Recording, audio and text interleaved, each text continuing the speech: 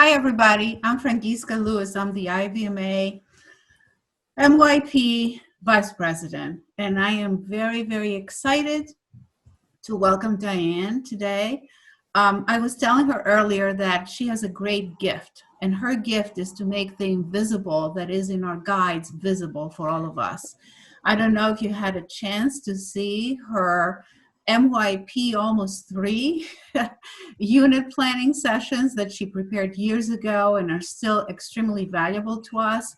Also her sessions on assessment, and of course the new work that she did for IB and has been published on the website as a big help to all of us in unit planning. So she's also a guru in IDU. So for that reason, we're very excited to hear what she has to teach us today. Welcome, Diane. Thank you so much. And so before we get started, I want to recognize that in our current circumstances, I'm sure that units and unit planning are a bit up in the air, to say the least, for all teachers. With at-home learning, blended learning, or in-person, socially distanced learning, all existing unit plans are needing to be adapted and sometimes completely changed. Even more than existing single-subject units, interdisciplinary units have most likely been set aside or at the very least changed in substantial ways. So I just want to say up front that the focus of this session is not intended to address these considerations. This session is intended to focus on the basics of MYP interdisciplinary teaching and learning and how to use the interdisciplinary unit planner, what goes where, what the expectations are, in terms of the descriptors provided in evaluating MYP interdisciplinary unit plans, which is what informs the feedback provided by the Building Quality Curriculum Service. So let's just get started. Welcome to this session on MYP interdisciplinary unit planning. And take a moment to just think about, in your own mind, what is MYP interdisciplinary learning? Just a few thoughts about it. What does it entail? What are the requirements? What do you know so far? So some of you may have attended the CAT 3 Interdisciplinary Teaching and Learning Workshop, either in person or online.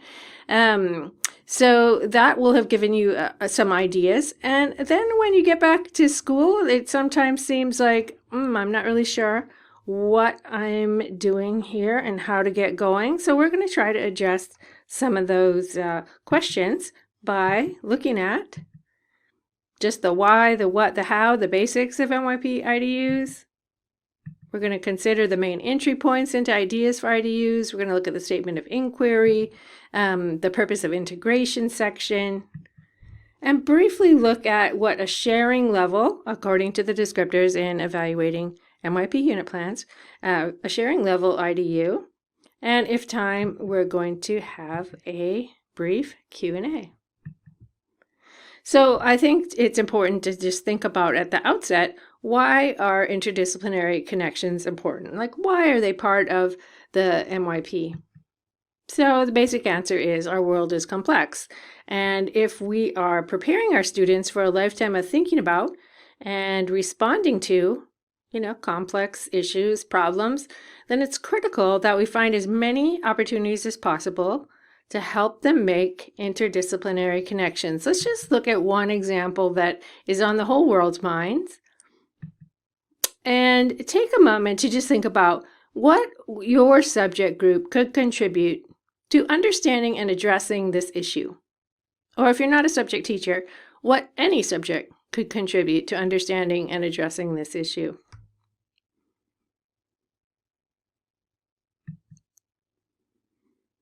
So here are just a few ideas. See if you can recognize any of your own ideas. There are many in terms of the skills and actions needed to address this global issue.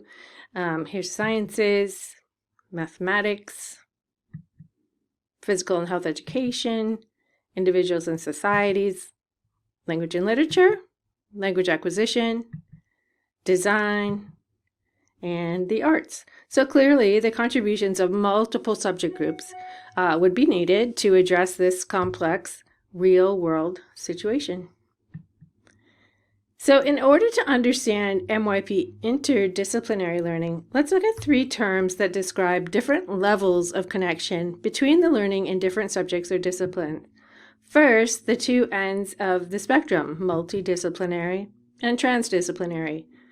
Multidisciplinary learning is studying a topic, issue, or problem from the viewpoint of multiple distinct subjects or disciplines within those subjects.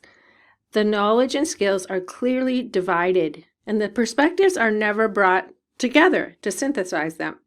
In transdisciplinary learning, it's the opposite end of the spectrum. It's like in the PYP, learning is studying a topic, issue, or problem holistically, without distinguishing the separate contributions of each subject or discipline. And in the middle, there's interdisciplinary learning, which has elements of both. It has distinct disciplinary learning, and it has synthesized learning. So in addition to understanding the difference between those 3 terms, it's also important to remember that in the MYP, interdisciplinary connections should be made throughout the curriculum, not just in formal interdisciplinary units. In any single subject unit, teachers can help students develop a mindset of interdisciplinarity. They can look for ways to help students explicitly connect their learning across subjects. A teacher might briefly incorporate distinct content from another subject or discipline. For example, in design, specific content from visual arts might be incorporated into a project, such as perspective drawing. Or in language acquisition, specific ideas about elements of culture explored in individuals and societies might be referred to.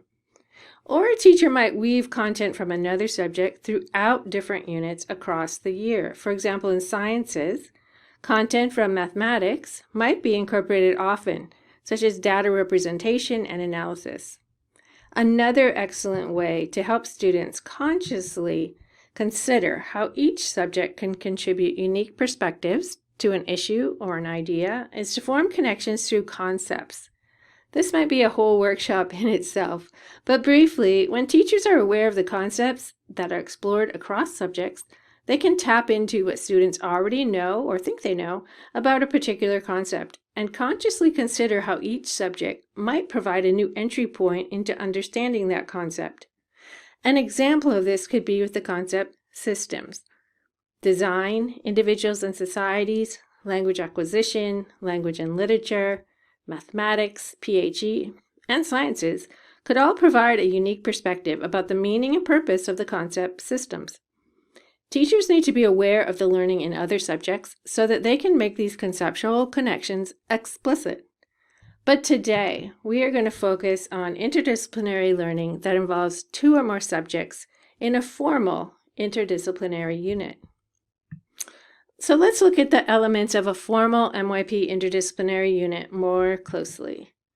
First of all, and maybe most importantly, there needs to be an authentic purpose for creating the unit as an interdisciplinary unit.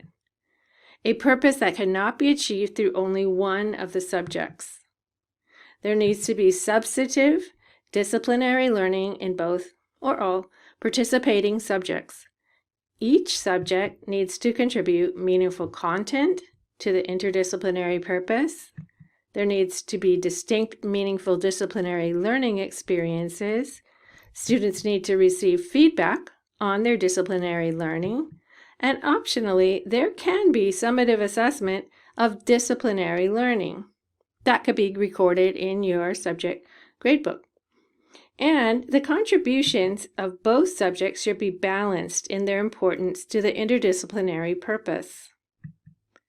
There also needs to be substantive interdisciplinary learning that involves both or all subjects participating in the unit. That means that there's a shared statement of inquiry that can be meaningfully explored through the unique perspectives of both subjects. There also needs to be shared inquiry questions. There needs to be distinct, meaningful interdisciplinary learning experiences where students are explicitly synthesizing their disciplinary learning. And there needs to be a shared interdisciplinary task or tasks that involve balanced contributions of content needed in the task and as equal as possible class time to complete the task or tasks. Without that part of interdisciplinary synthesis, it is a multidisciplinary learning. They're not brought together. And without the distinct disciplinary learning on the outsides, it may be more of a transdisciplinary unit. And a formal MYP interdisciplinary unit needs both. It needs the disciplinary learning and it needs the interdisciplinary learning process. And based on what we see in IDUs submitted to BQC, it's really clear that this necessity of including both disciplinary and interdisciplinary learning, it clearly needs further clarification. So we're going to try to understand what that would look like in an actual unit here in just a bit. So first of all, it might be helpful to consider why. Why does both disciplinary and interdisciplinary learning processes, why do both of them need to be included in a formal MYP interdisciplinary unit? Well, using a simple metaphor, we need to consider our world from multiple perspectives in order to understand its details and to see the whole. So in the details, we might see, for instance, a circle from one perspective and a square or rectangle from another perspective. But until we synthesize those perspectives, we can't really understand the whole picture. To use a bit more complex metaphor, using the story of the 6 blind men and the elephant, if we only consider something from the perspective of single subjects, we develop really important, detailed understanding of individual aspects of the world.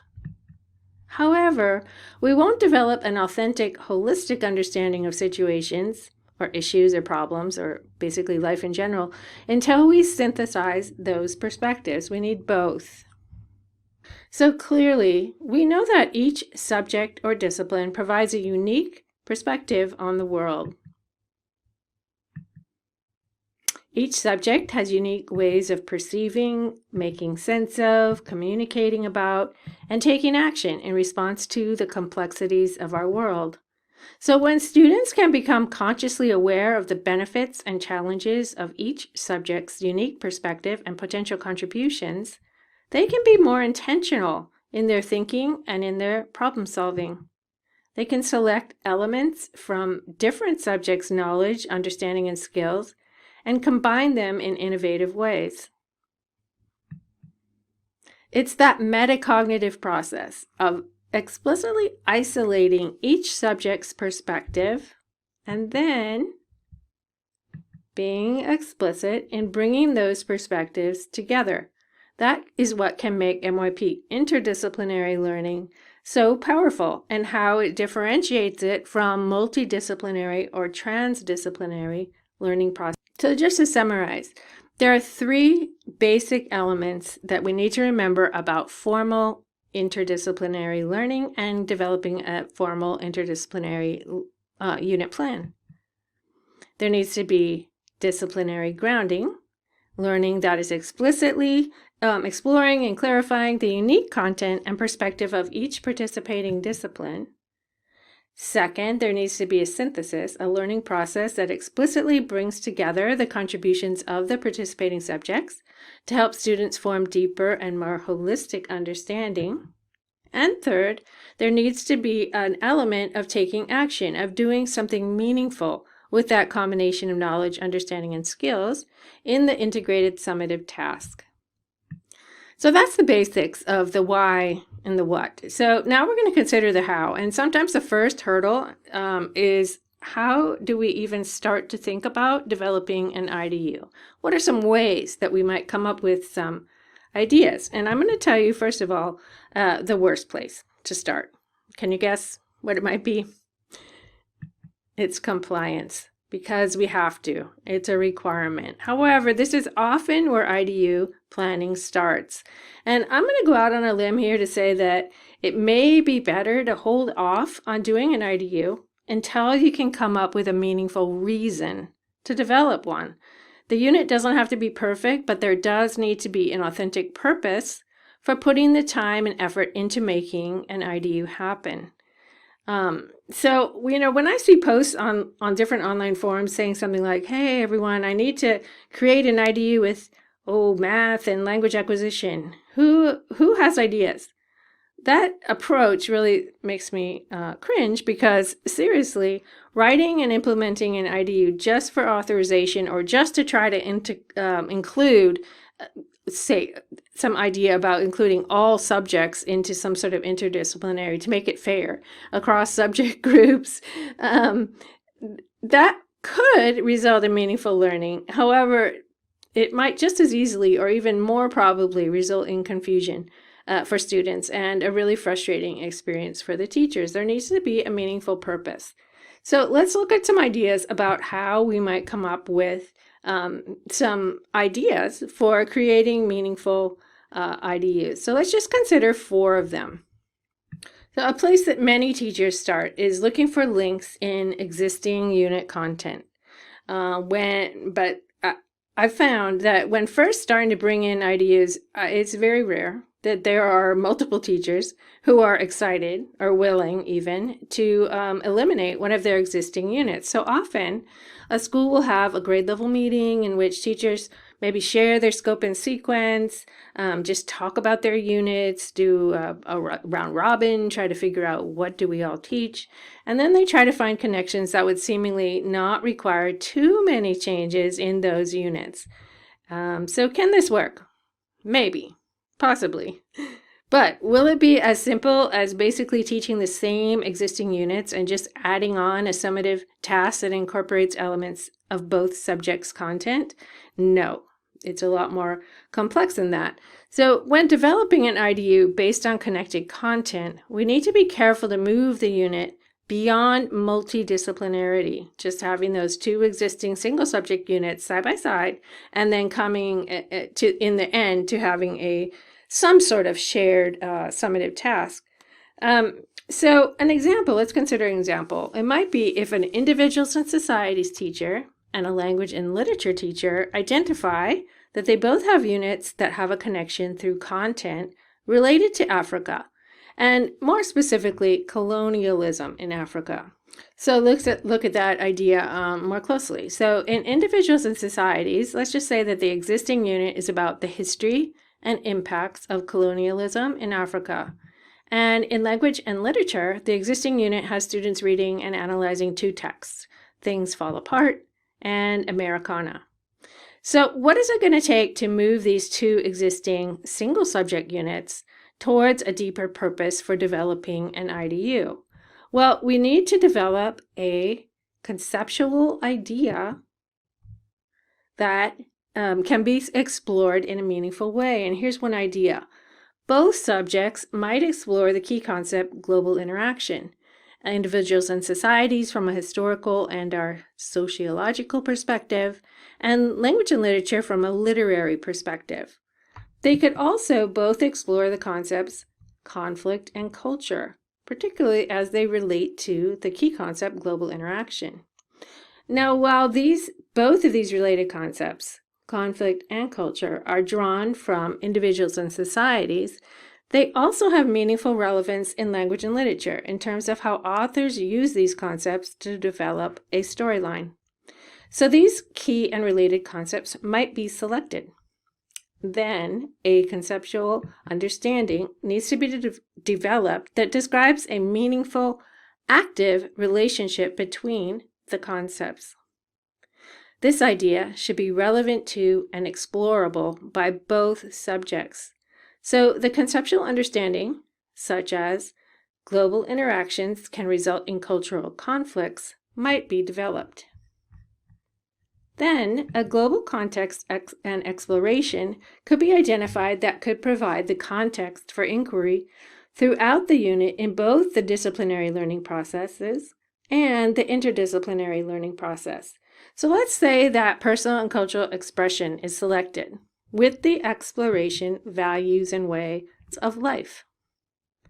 Then, just like in single subject units, the conceptual understanding and the global context exploration could be combined to form a statement of inquiry such as global interactions can result in cultural conflicts due to differences in values and ways of life. Understanding this idea from the insights provided by these two subjects now gives this unit a meaningful reason for coming together in an IDU beyond just the link in content topic. Students would experience disciplinary grounding. For example, how can we understand this idea through content in individuals and societies? And how can we understand this idea through these two novels explored in language and literature? Then, how can we bring the perspectives of both subjects together, historical and literary, to demonstrate an understanding that we could not have developed through one subject alone? An excellent starting point for developing an authentic and meaningful IDU could be to consider how more than one subject could contribute towards understanding and taking action related to a real-world issue or problem. These could be school-based issues or community or local issues or problems, or it could be global issues. And a starting place for thinking about these might be the UN Sustainable Development Goals. An MYP team could consider what combination of subject groups might be important to understanding and taking actions related to these goals, either on a local level or a global level. So let's look at an example. For instance, if either or both goals 14 and 15 were selected, this is life below water and life on land, the science and math teachers might decide that their subject groups had important contributions to understanding issues associated with those goals. Scientists might choose a unit that they are thinking about on climate change, and mathematics could use ideas related to statistics. So they might come up with a key concept that they could both explore through their content and through conceptual ideas. They might decide to choose a key concept, change, and the related concepts, evidence and patterns. Both subjects could have meaningful explorations of all three of these concepts. So they might come up with a conceptual understanding such as evidence can reveal patterns of change. Then the global context selection would be really easy. It would be globalization and sustainability, as well as the exploration, easy to select, maybe human impact on the environment. So that combination of concepts and context might result in a statement of inquiry such as, evidence can reveal patterns of change related to human impacts on the environment. Another starting place might be considering a specific summative task, such as a services action project. And let's just consider an example from my community here in Hawaii. So let's say that the school has a service partnership with a local taro farm, and students help to maintain the taro patches. The INS teacher might consider that project and determine that subject content around things like what makes a civilization, or how do communities need to cooperate to share resources. He or she might decide that those would be important ideas that students could explore and more thoughtfully engage in the service project. So in this school, all students are enrolled, let's just say, in the same language, Hawaiian language. So the language acquisition teacher determines that subject content around culture-based values and social organization, and how interaction and authentic use of language fosters fluency, that might add a meaningful perspective to an IDU related to this service project. So these teachers decide to form an IDU around the key concept, community, and the related concepts, culture and relationships, all which would help to understand the concept community in more disciplinary depth. They're also going to bring their understanding together and understand how what they're learning in language and how what they're learning in individuals and societies can give them a more complete understanding of these concepts and of the project that they're doing. So they might come up with a conceptual understanding such as community action fosters cultural awareness and reciprocally beneficial relationships within that community. So they might consider the global context, identity, and relationships, and the exploration cooperation, resulting in a statement of inquiry such as cooperative action in the community fosters cultural awareness and reciprocally beneficial relationships. Another entry point for thinking about developing a meaningful IDU might be to start with a concept like we talked about previously. As an example, let's say that INS Sciences PHE and possibly the design teachers determine that they all teach ideas related to the concept systems. Governmental systems, body systems, mechanical systems. So not that all 4 of these subjects might end up participating in the IDU, but they might all brainstorm about how multiple subjects could contribute towards students' understanding of this complex and meaningful key concept. So they start by identifying the key concept systems. And they keep brainstorming, and they identify that the concepts of balance and function are also important in all of the subjects to understanding and exploring the key concept systems. So they come up with a conceptual understanding such as systems need balance in order to function effectively. And then when they're considering the global context, there's many ways to go. But let's just say that they come up with fairness and development, and the exploration, human capability or human ability to take action. And this might result in a statement of inquiry such as, humans can take action to influence the balance of systems and help them function effectively. In these 4 examples, you can see that regardless of how an idea for an IDU starts, the subjects involved need to come up with how they each are going to contribute substantive, meaningful, disciplinary content and perspectives that help students develop deeper and more nuanced understanding of the shared statement of inquiry. Just a little aside, some schools appear to have gotten the idea that the more subjects involved, the better, or the more equally we can spread IDUs across the subjects, the better.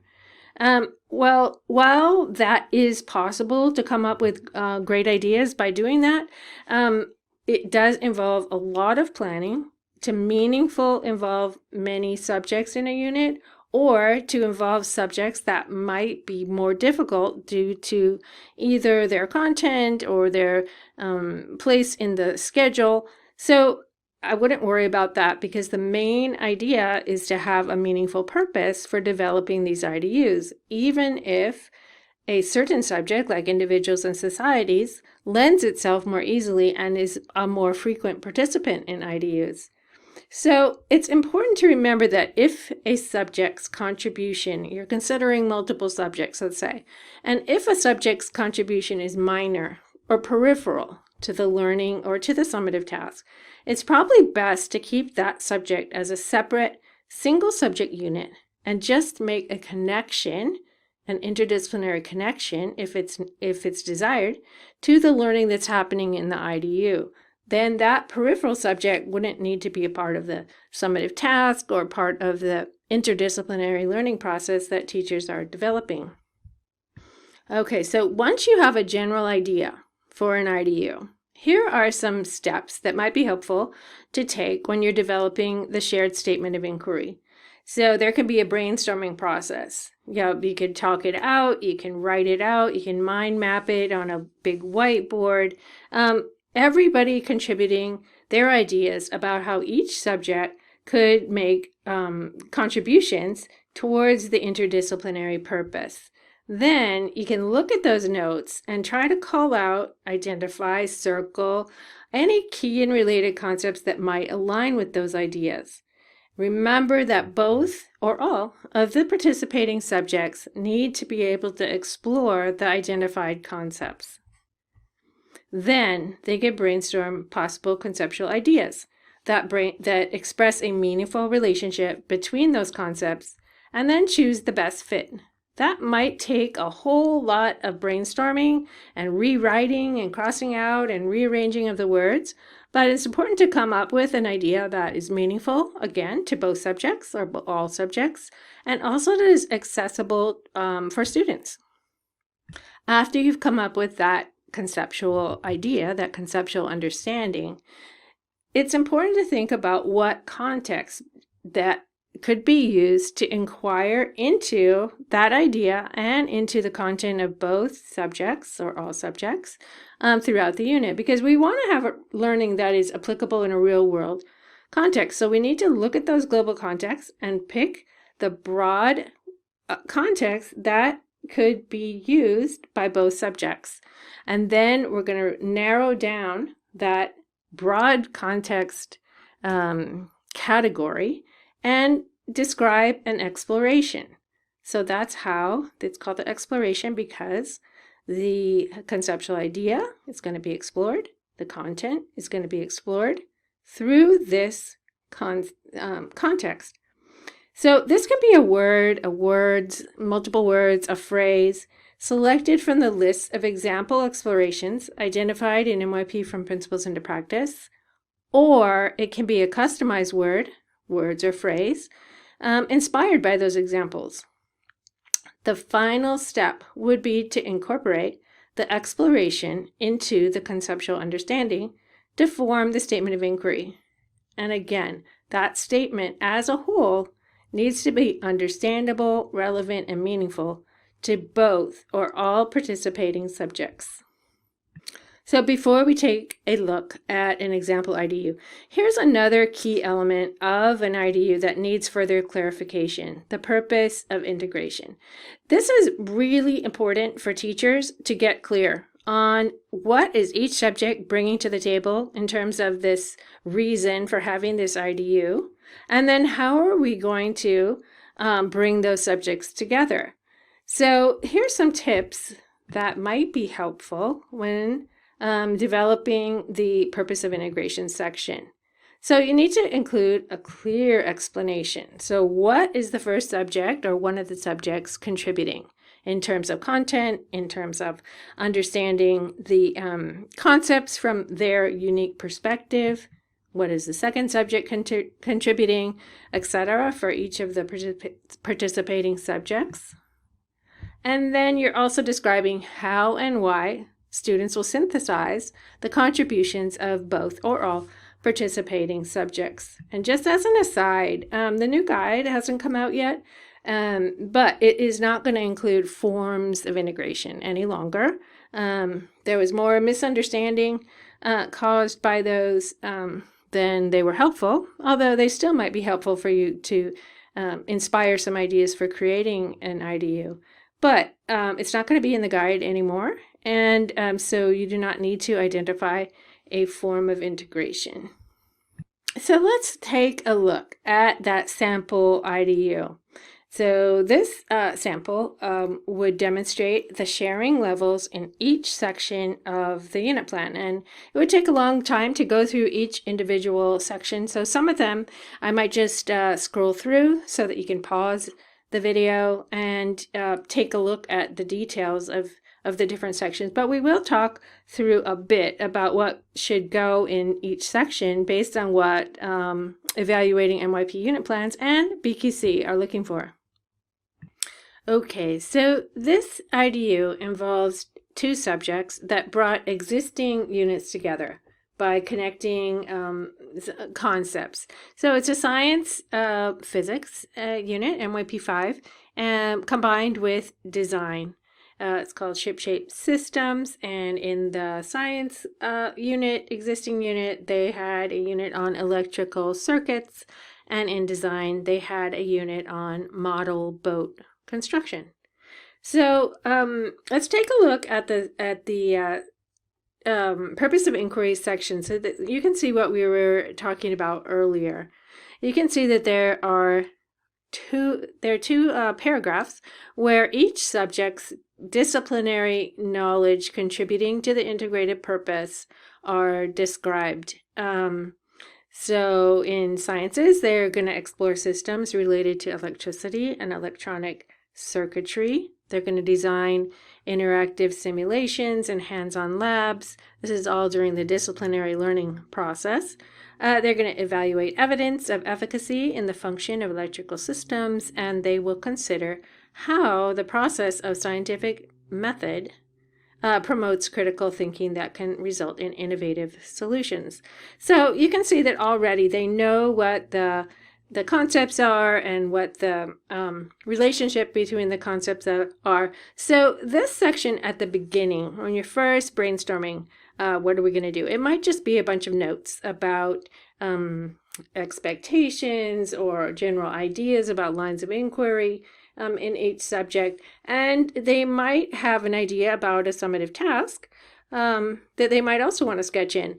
But they might want to skip down to complete the selection of the key concepts, related concepts, and global context exploration so that they can describe each subject's contribution to the conceptual understanding and the statement of inquiry up in the purpose of integration section. So in this unit, they both felt they could contribute to understanding the key concept systems and the related concepts, evaluation, evidence, and function. So it's interesting to think about that evidence is drawn from sciences and evaluation and function are drawn from design. But keep in mind that they were selected because both of those subjects could have a perspective on all three of those related concepts. So we wouldn't be putting in a random one that wouldn't apply to both, a random related concept. So they combined the concepts in a conceptual understanding. Evaluating evidence facilitates the design of functional, efficient systems. So both subjects can add a perspective, can explore this idea through their unique subject-based content. So they also picked the exploration process.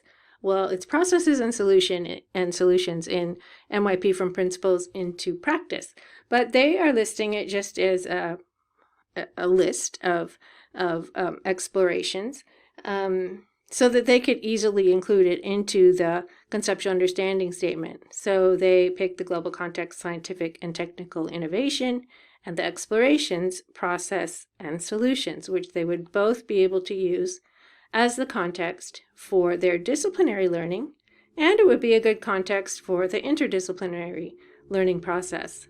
So combining the exploration with the conceptual understanding results in a statement of inquiry, an iterative process of evaluating evidence facilitates the design of functional, efficient systems and solutions. So once they've gelled those ideas a bit more, then they might return back up to the purpose of integration section. They'll probably be returning to it multiple times over the development of the unit, because they'll also need to know what the summative task is to describe the integrated purpose and how they're going to synthesize the learning. So you can see that they fleshed out the sciences and the design descriptions using color coding so that they could see that they actually were trying to incorporate the concepts in the learning process. And just a note about color coding, it's not required, but it does help. It helps you visualize how are we really going to be using these concepts and the exploration in the development of the unit and in the implementation of the unit as well.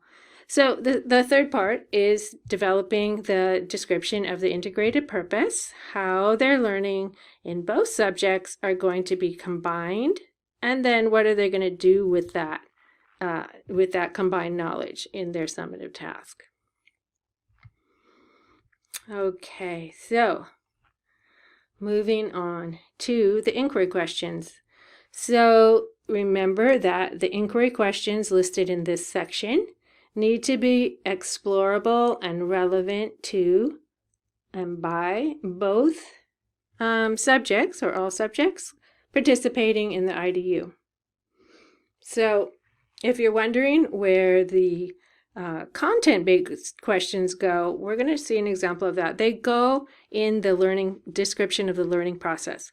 So the questions identified here are all going to be referencing a key or related concept and or the exploration, some aspect of the global context exploration. They're going to be looking at factual elements of those three parts of the statement of inquiry, conceptual questions, and debatable question. So moving down to summative assessment, you're first identifying the criteria that's going to be used. In this unit, they picked all four. So the next section is a description of the summative task. The summative task, it might not be described in as much detail as would be evident in a task sheet or a task packet, but it does need to be very clearly described. What students will do, what the purpose is, how they're going to do it, and then how are they going to develop their reflection, and where are they going to keep all of these different aspects of their summative task. And then this is going to be a part of it as well, the boat challenge competition day. So the second part, so you're including the description of the task itself, and then you're describing how will that task be assessed. So in terms of every criterion that you've identified, you're going to describe how and where will that criterion be assessed. So you can see in criterion A, they describe which subject group criteria are going to inform the understanding of ID criterion A. They describe where and how their synthesis will be assessed. They describe what element of communicating is going to be assessed, right? So they identify drawings, images, tables. It needs to be clear. And then they describe where and how students are going to reflect on their disciplinary and interdisciplinary learning process. So one idea that is really, really helpful is if students keep a reflection journal or blog or any way that they can keep their ongoing reflections during both the disciplinary and interdisciplinary learning processes. And it really helps, even at the MYP 5 level, to provide question prompts to help students think about the expectations. For example, what are the differences and similarities do I notice in how each subject approaches this topic and concepts, and statement of inquiry, the benefits and limitations, the benefits of combining these particular subjects. You can read here some really excellent prompt questions for reflection during an interdisciplinary unit. All right, so the next section is approaches to learning section, and this school uses a unique approach for describing their approaches to learning. There is many ways. I'll show you one other example, but it could be any way that the school decides. But what needs to be included is the category and cluster, the skill indicator, give and receive meaningful feedback, and how that skill indicator, what aspect of the unit that skill indicator is intended to support. So in this case, the skill indicator, give and receive meaningful feedback, is going to support design objective B2. So there are 3 different elements of your unit that you can consider when selecting ATL skills. The objective strands. Not every strand needs to have a ATL skill associated with it. You know your students, so you'll know which ones that they need to develop further in order to demonstrate their understanding in those identified objective strands. The second element of your unit to consider are the learning engagements. For example, maybe you have a lot of collaborative learning, or maybe you have some presenting, or maybe you have a field trip where they need to demonstrate self-management skills. So once you have developed your learning experiences, you might notice some additional ATL skills that might be helpful to help students succeed in the unit.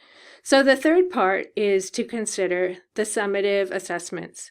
There might be elements of the summative assessment that are not part of the objectives or objective strands. For example, perhaps they are going to do a presentation, and so they might need some presentation skills, or they might need some self-calming skills. So three ways you can think about your ATL skill selection. One thing to note here that I think, it's not a requirement, but I think that it helps immensely to make ATL development practical, trackable, and meaningful. And that is to identify this explicit skill strategy that will be taught.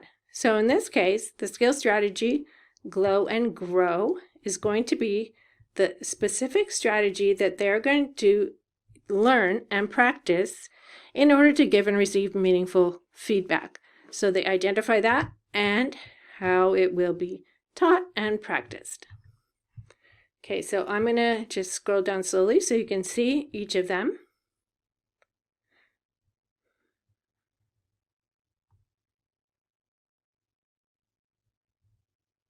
So in this case, it's a 35-hour unit, and they selected 5 ATL skill indicators, which is very manageable in a 35-hour unit.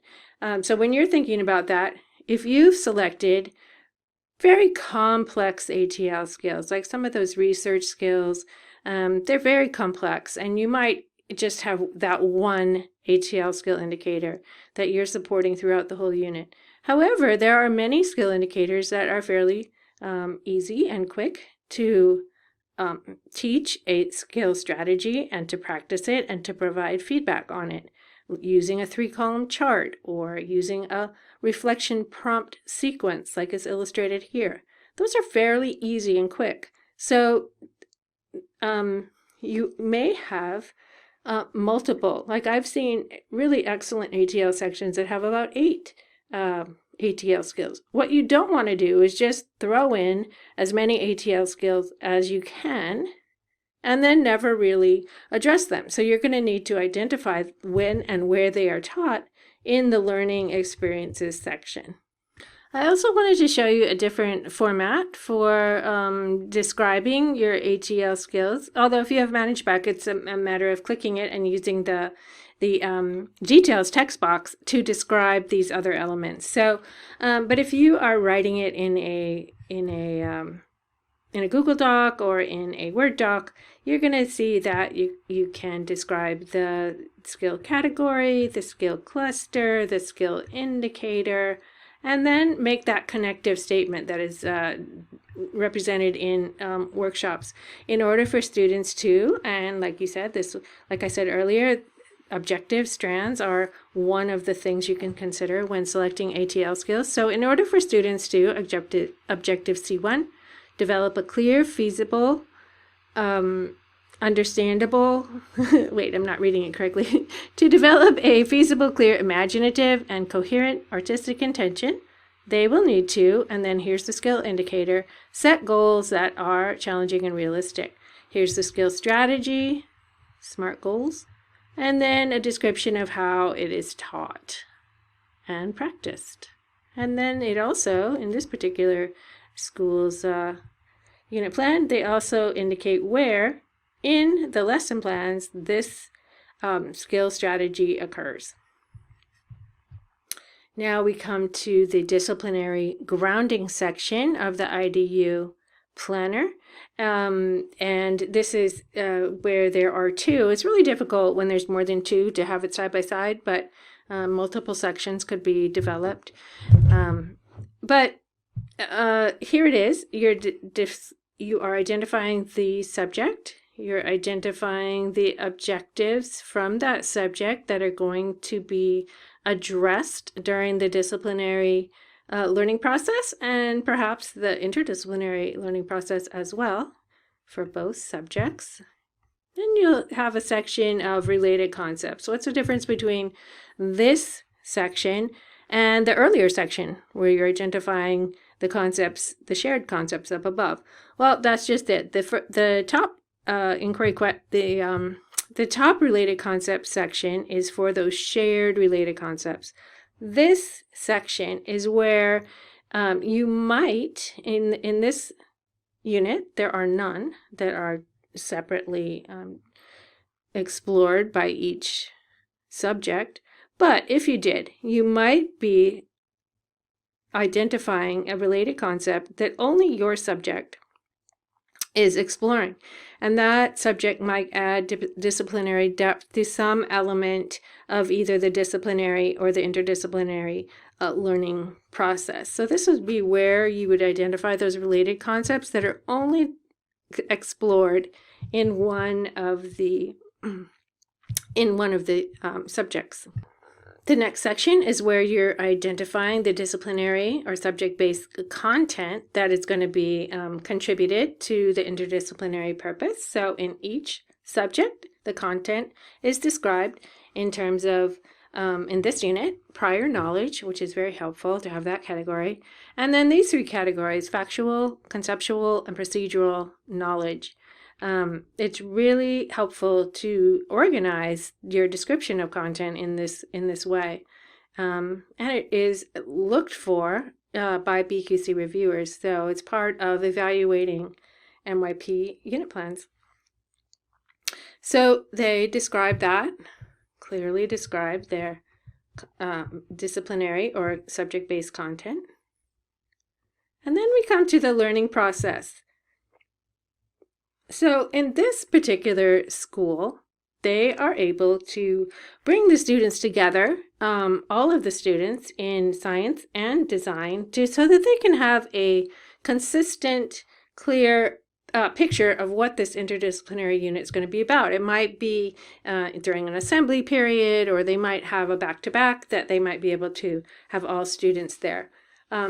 It's not required, and you might be deciding which part of this introduction is going to be introduced in which class.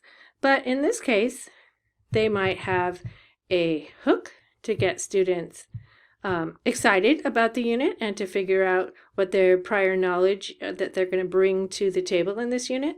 They're going to introduce them to the statement of inquiry, and they're going to introduce them to the summative task.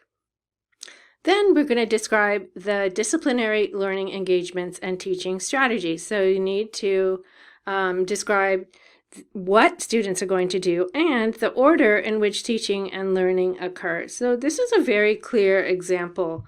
They are first going to be looking at misconceptions that students might have developed by MYP5. In sciences, they're going to look at misconceptions related to electricity. And in design, they're going to look at maybe any misconceptions they've developed over the course of their life related to floating and sinking. Both really important to clear up those misconceptions when you're making a boat. So you can see that they clearly describe when ATL instruction happens, when formative assessments happen, and in MYP 5, ways of knowing is part of the assessment of criterion D. So while this is not going to be part of the new criteria when the new guide comes out, it is now. And I love it personally. I think it's great to help students understand how each subject, thinks about the world. How do they know what they know in each subject? They all have different approaches. So I love it, even though it's not going to be assessed in the future of IDUs. I think it's a really nice thing to build in. So again, they have their ATL instruction listed.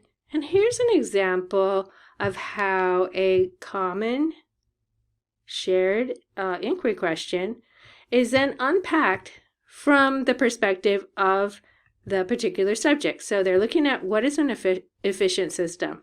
And in sciences, they're looking at what is an efficient electrical system. And in design, they're looking at what is an efficient boat stabilization system. They're also looking at an efficient boat propulsion system. So you can see how they're sharing the inquiry questions, but they're thinking about it in terms of the subject and perspective of each subject. So that is going to make it really easy or much easier for them when they are doing those reflection questions to weigh the benefits and limitations of the contributions of each subject to the interdisciplinary purpose if they have looked at the same questions from both perspectives. Now, you do not have to have this be concurrent explorations of the same inquiry questions. That would be really hard. But if one of the subjects has already done the question, you as the other teacher would need to be real familiar with what's happening in the other class so that you can make reference back to what they learned in the other subject. So you can help them think about what are the benefits and limitations of each subject. So you can see that they have the formative assessments in the disciplinary learning.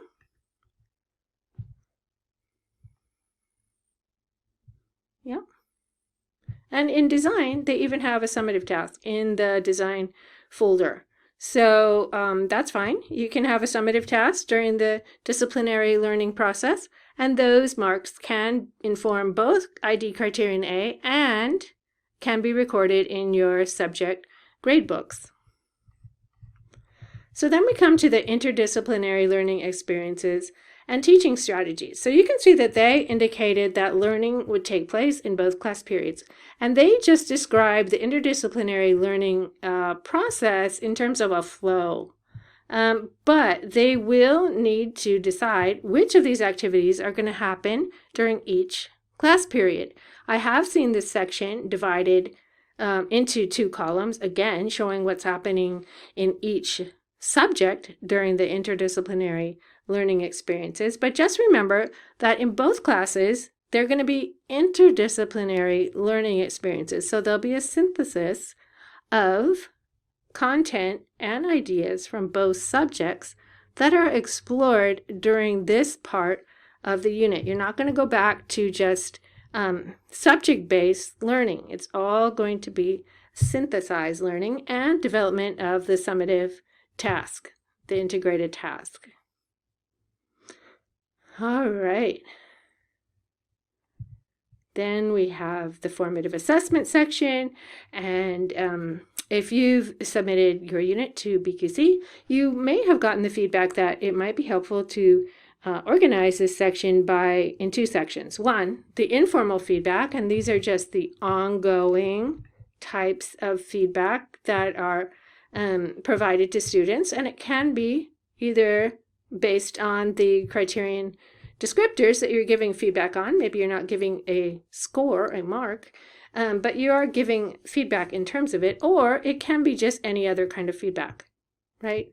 Just informal types of feedback. And then you're also describing what are those more formal formative tasks that will definitely give feedback in terms of either during the disciplinary learning process, the disciplinary criteria, or during the interdisciplinary learning process on the ID criteria. So you're giving feedback on students' progress in the identified criteria that will be assessed in the summative task.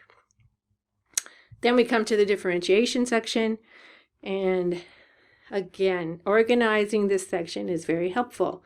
Part of the descriptors in evaluating MYP unit plans and interdisciplinary unit plans asks teachers to identify how learning is differentiated according to content, process, and product.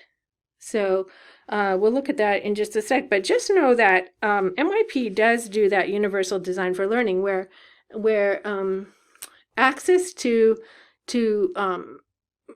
content and to elements of learning are evident in many aspects of the school, maybe the learning environment or the policies or the discipline policy.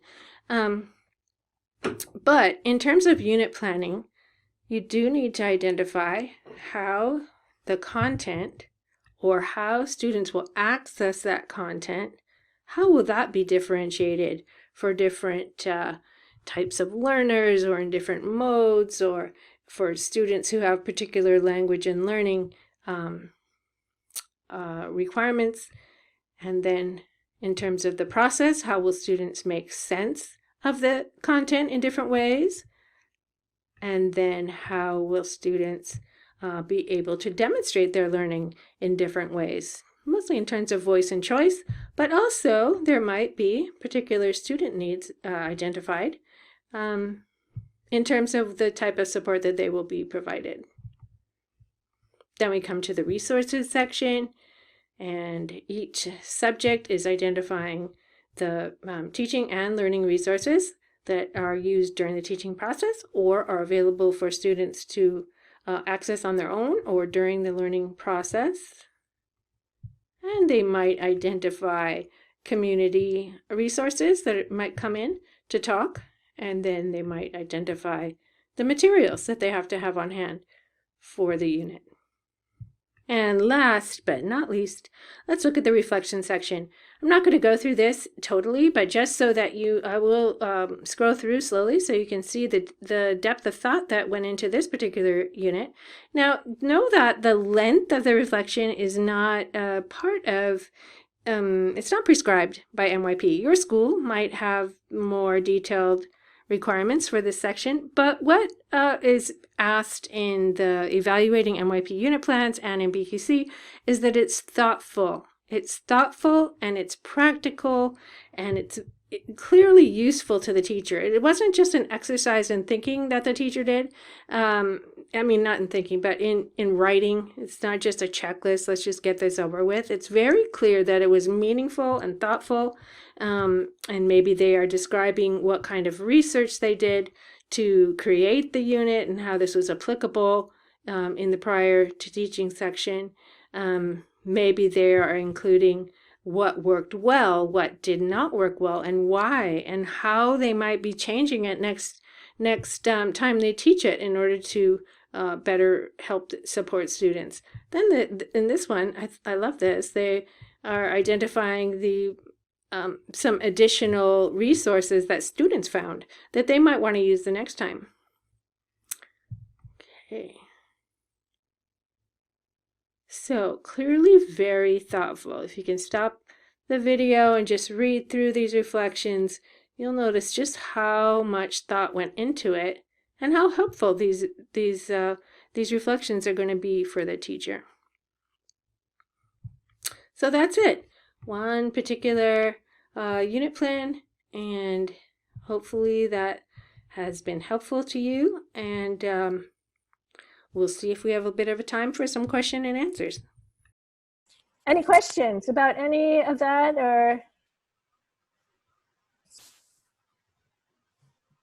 Diane, do you have suggestions for how do you handle when there are students who are in, say, level 4 or 5 and not in the same courses across subjects? Strategies to have a more effective interdisciplinary unit that way. Yeah, really difficult. I would say avoid it. That isn't helpful. But if the two classes or whatever, let's just say two, if the course is involved in the IDU, do not share all the students, then the students who are not part of that will be missing out of all of that discussion about the benefits and the strengths and limitations of each. How can we compare? Which is the whole purpose of IDUs anyway. Mm-hmm. So it's very difficult for schools with language acquisition that have, let's say, every student takes sciences, let's say that, but every student's in a different arts, or not every, but maybe there's 3 different arts and they're divided up, or in language acquisition, they're in different languages. So unless all the arts decide to come together with, say, sciences, I don't know, then it's really difficult. I would avoid it. Unless all of the language acquisition courses decide to join in so that all the students in language acquisition are also in the other subject, then don't do that, right? That's not helpful, but. No, I mean, I'm trying to, because we've got, we have students who are so in level in 4 and 5, most of them are they're in the same science class, but we might have them in different levels of language acquisition, different levels of mathematics. So it's, it's a real, real challenge. It's a real challenge. And unless you had a lot of collaboration time and ability to, which hardly anyone does, you're going to be so frustrated, and it could turn out well, but I'm here to say that probably not. It'll be frustrating for the teachers, and it might be confusing for the students. You'll always be playing catch up for the students that are in different levels or courses, unless the 2 different levels decide, yes, we can offer, we're going to offer 2 different summative tasks at different levels, but they're going to be similar. We're just going to add a little more challenge for the students that are in the higher level of this one class. And then they all have to talk to each other and figure out how are we going to divide up especially the interdisciplinary learning process, right?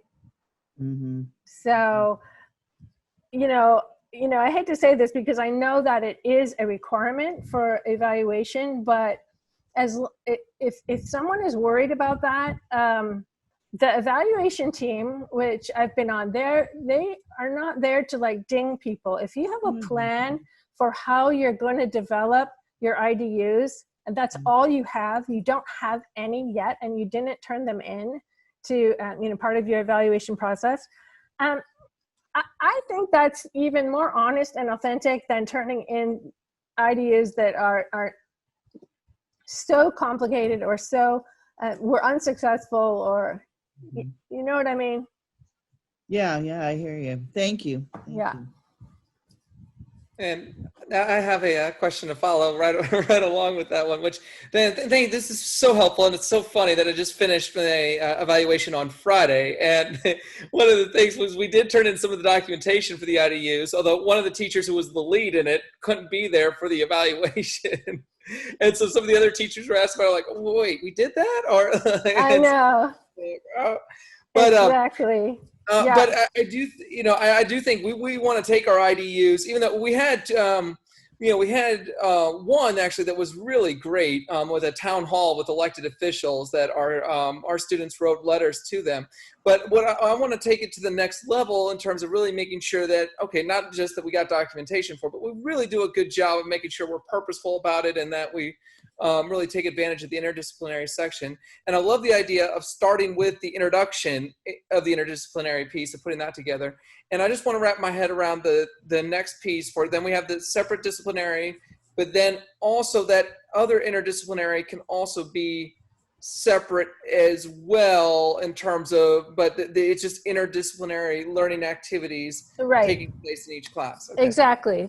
So that's where again, collaboration time is so important, because both teachers need to thoroughly understand what the other subject is bringing to the table so that they can lead the interdisciplinary as well. So the students might, and that takes a lot of coordination between, okay, so we're in English, in language and literature, we're going to be doing these activities, these interdisciplinary activities. In individual societies, we're going to be doing these, right? But they're all interdisciplinary during that interdisciplinary learning process. Okay, understood. Yeah, no, that makes a lot of sense. Any other questions? Other questions? Is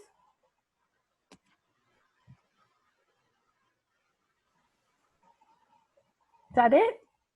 I think so. Yay. Okay, we're only 15 minutes past. No, this Well, is Diane, really that helpful. was Thank you so most much. informative and enlightening, and it really put all the components together. I think that understanding of what really interdisciplinary is a little elusive just by reading the documents. So thank you so much. You are so welcome, and thank you all for giving up your evening, and I wish you all the best in your IDU planning. And I think that you have my email address, so if you have specific questions you didn't think of, or as you're developing your unit later and you have a question, be sure to shoot me a note. I'm happy to answer. Thank you. Thank you so much. All right. Bye. Bye. Take care. Be Good safe. afternoon. You. Bye. Bye-bye. Bye.